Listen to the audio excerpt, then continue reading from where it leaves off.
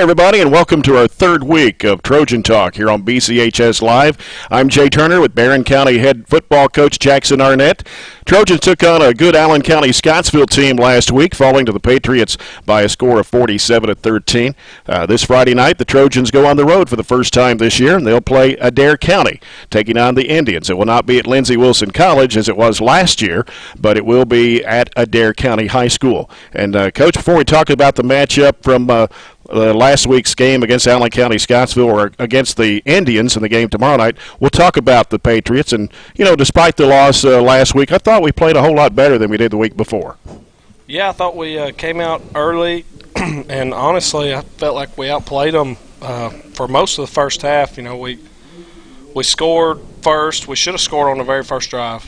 We get inside the 5 and make some silly young mistakes and end up back at the 30, 35, and we punted, and defense played great for most of the night. You know, you think about the score, and I'm not a moral victory person, and I'm not a, you know, and I hate the cliche, but, you know, the score really didn't, you know, tell the story. Give up a score very late, last play of the first half, or we're going in halftime 13-6.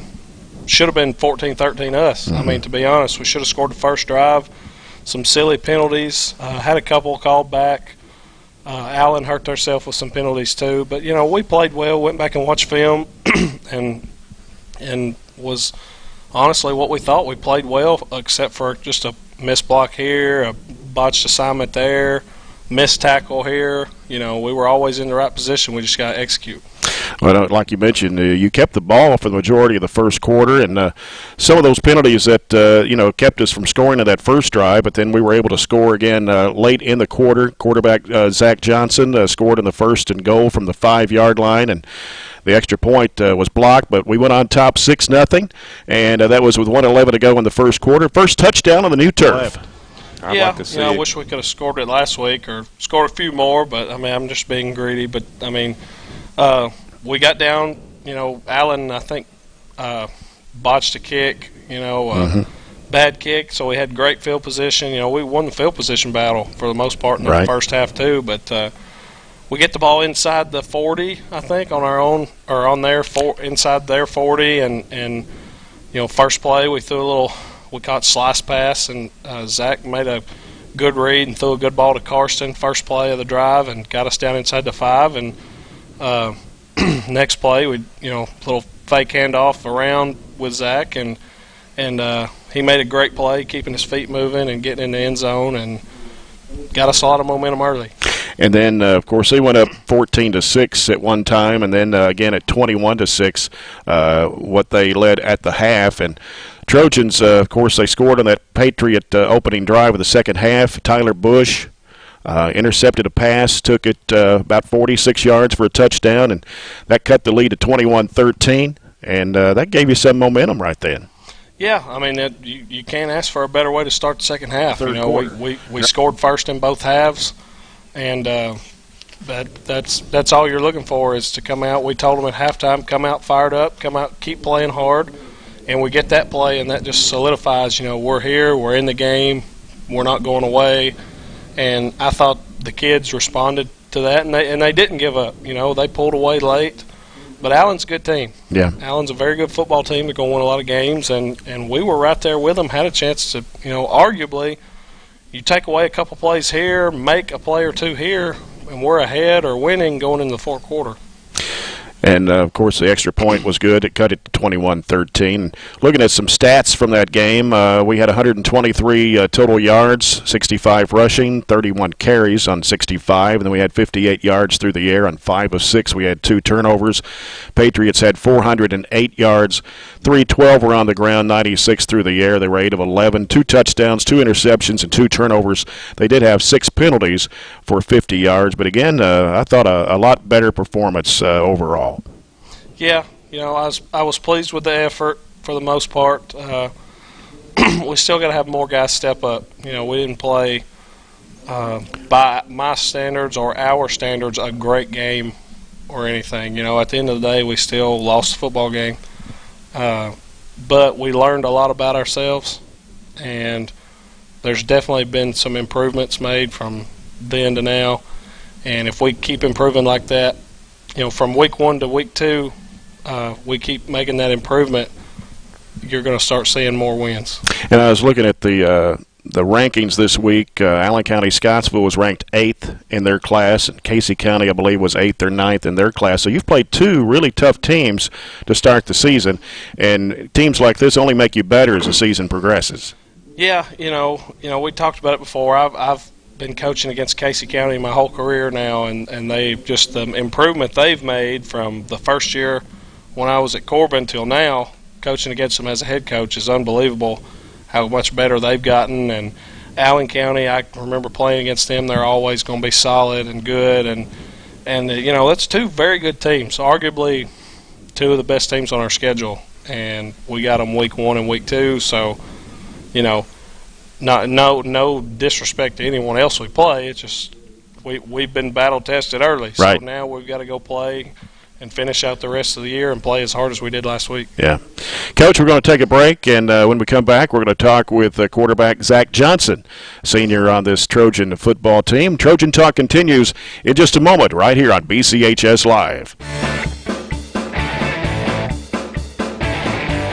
You're watching BCHS Live on YouTube, Facebook, or Twitter. BCHS Live is a student-led live online video production program started in 2015 by 4 BCHS freshmen. The BCHS Live program is here to showcase everything going on at BCHS, from athletics to special events and opportunities to ceremonies and celebrations. The BCHS Live program is here to show everyone in our community what BCHS is all about, and with 3 major online outputs of our broadcasts, we truly live up to our motto, everything BCHS, anywhere you want it.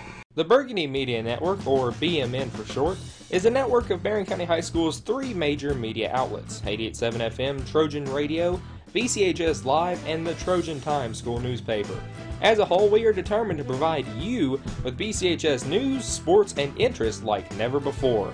Check out our weekly newscast broadcasted every Friday from within Barron County High School, or check out our website at barronschools.com/BMN. From all of us to you, we thank you for your support of all things BCHS. The Trojan Thread School Spirit Store is the #1 place to find any and all things BCHS, with a wide selection of clothes including hoodies, t-shirts, long-sleeve shirts, and polos, to everyday items including pens, pencils, notebooks, and stickers, to jewelry including earrings, necklaces, bracelets, and wristbands.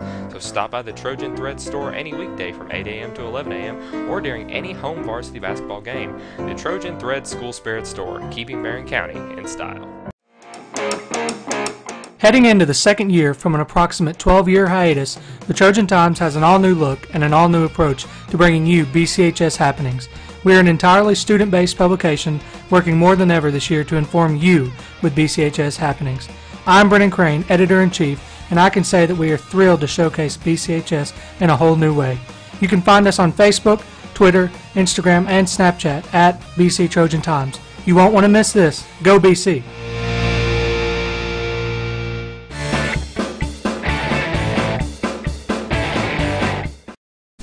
Back now with more Trojan Talk here on this Thursday night, and I've got Trojan senior quarterback Zach Johnson with us. And Zach, welcome to the show. Thanks for having me.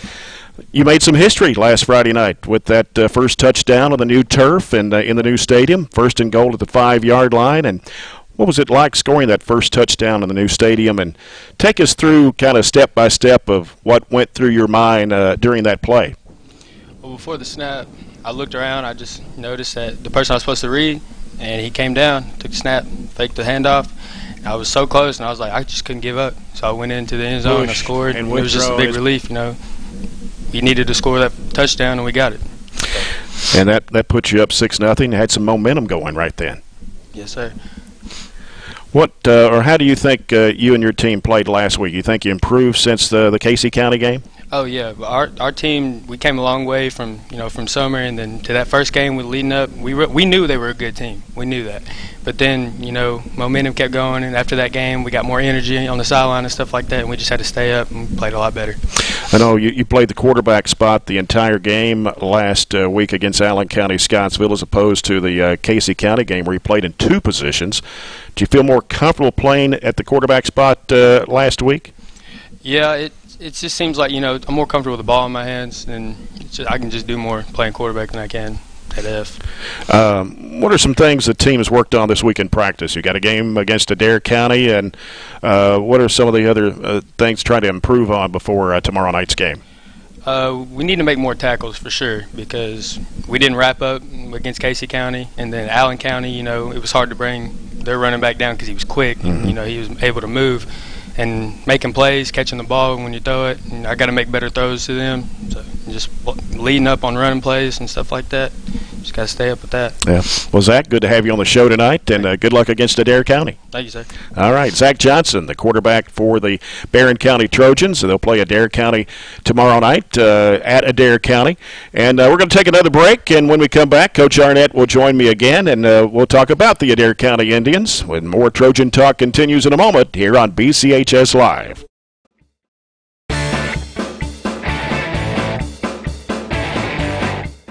You're watching BCHS Live on YouTube, Facebook, or Twitter. BCHS Live is a student-led live online video production program started in 2015 by 4 BCHS freshmen. The BCHS Live program is here to showcase everything going on at BCHS, from athletics to special events and opportunities to ceremonies and celebrations. The BCHS Live program is here to show everyone in our community what BCHS is all about, and with 3 major online outputs of our broadcasts, we truly live up to our motto: everything BCHS, anywhere you want it. The Burgundy Media Network, or BMN for short, is a network of Barron County High School's 3 major media outlets: 88.7 FM, Trojan Radio, BCHS Live, and the Trojan Times school newspaper. As a whole, we are determined to provide you with BCHS news, sports, and interest like never before. Check out our weekly newscast broadcasted every Friday from within Barron County High School, or check out our website at barronschools.com/BMN. From all of us to you, we thank you for your support of all things BCHS. The Trojan Thread School Spirit Store is the #1 place to find any and all things BCHS, with a wide selection of clothes including hoodies, t-shirts, long-sleeve shirts, and polos, to everyday items including pens, pencils, notebooks, and stickers, to jewelry including earrings, necklaces, bracelets, and wristbands. So stop by the Trojan Thread Store any weekday from 8 a.m. to 11 a.m. or during any home varsity basketball game. The Trojan Thread School Spirit Store, keeping Barron County in style. Heading into the second year from an approximate 12-year hiatus, the Trojan Times has an all-new look and an all-new approach to bringing you BCHS happenings. We are an entirely student-based publication working more than ever this year to inform you with BCHS happenings. I'm Brennan Crane, Editor-in-Chief, and I can say that we are thrilled to showcase BCHS in a whole new way. You can find us on Facebook, Twitter, Instagram, and Snapchat at BC Trojan Times. You won't want to miss this. Go BC!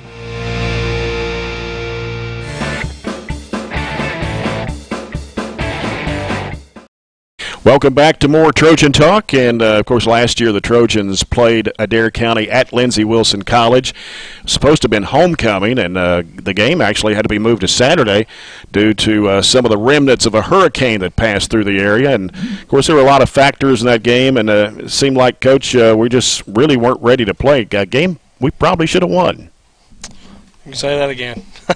That was a tough one to swallow last year. I was,